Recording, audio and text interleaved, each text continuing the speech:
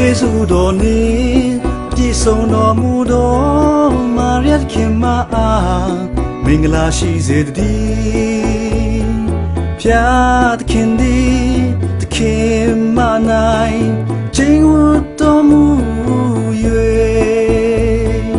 မိမတကားတို့တွင်သခင်မသည်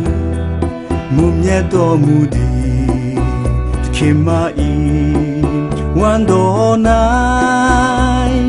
ပရိသေယူတော်မူသောယေရှုသည်လည်းမူမြတ်တော်မူသည်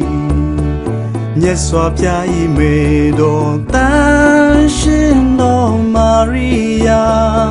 ယခုမှစ၍တေခါနီတွင်အပြည့်ရှိသူကျွန်ုပ်တို့ဖို့ငါဆုတောင်းပေးတော်မူပါအာမင်အာ